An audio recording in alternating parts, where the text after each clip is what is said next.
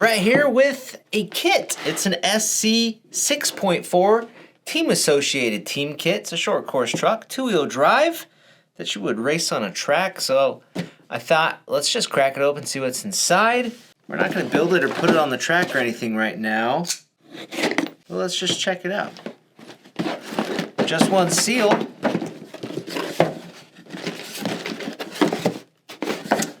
There's more seals.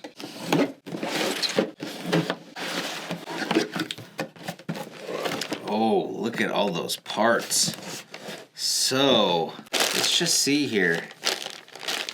Just looking at the bags, they're labeled. It says what, number 10? There's even a weight on there, which is interesting. Maybe in the QC process they weigh the bag and they know what it should be with all the parts that it's supposed to include. So if anything's missing, maybe the bag is light then and it gets checked. I don't know. So this is just some hardware and then the battery brace. I think this truck will hold what, a stick and a shorty. This is all of our steering components. I see some ball bearings in there, ball studs. Oh, this is bag 1. Yeah, that's probably the steering components in the front bulkhead. Bag 9. There are aluminum shock cylinders. They're threaded bodies.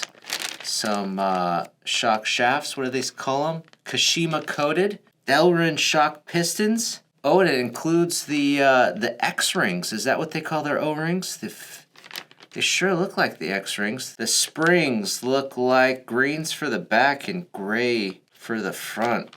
Team Associated always has really nice shocks. And turnbuckles.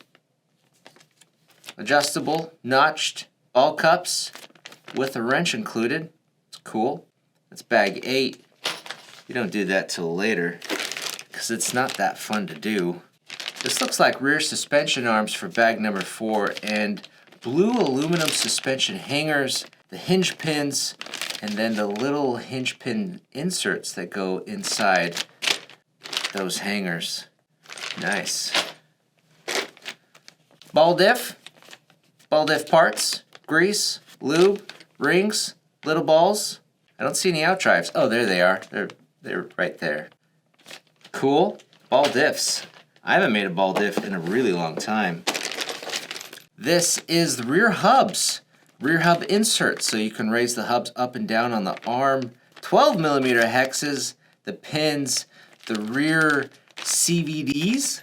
Are they CVDs? Yeah, I think so. They're not universal. You have to make them. Oh, they say 7 mils on the hexes. And the drive shaft bone lengths say 92.5 millimeters. What's this? Shock fluid. There's just one shock fluid. 30 weight. Team Associated shock fluid. Probably for the front and the rear. I would scope out some setup sheets of some sort of terrain that's similar to your local track before you build it with that fluid. Just to see maybe what the pro guys are doing. Front suspension parts, hinge pins, ball studs.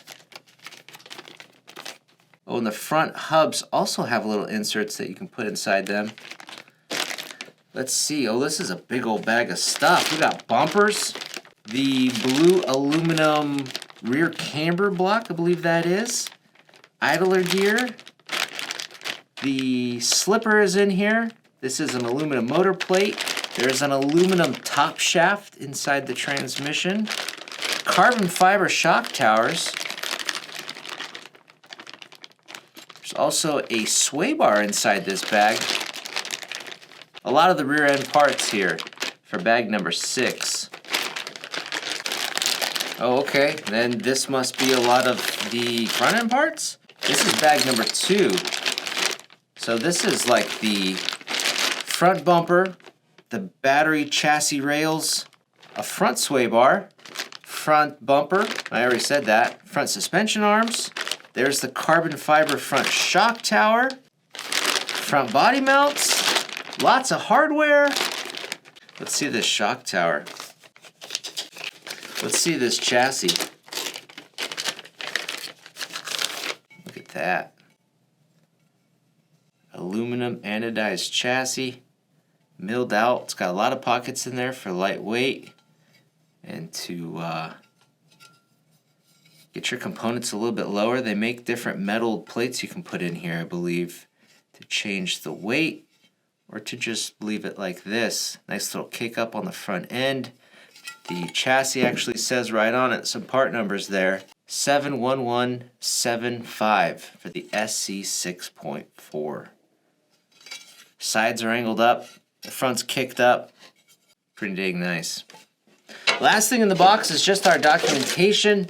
There's some stickers, the manual, a Velcro strip. There is an antenna tube, some double-sided tape, and that's it for the SC6.4. No body, no tires, no wheels, and of course no electronics. So there's some things you need to finish this off, and building it would probably take 4 hours if you're experienced, and pretty cool. So you can check out the SC6.4 if you want to. We'll put a link down below, and I might try to get this built up down the road. We just don't have a track for it right now, but we should down the road here in a little bit. But without a track, it kind of limits building this and getting it out there to drive. Alright guys, I'm Brett from AMain Hobbies. Thanks for watching this video, and like I said, check out our link down below.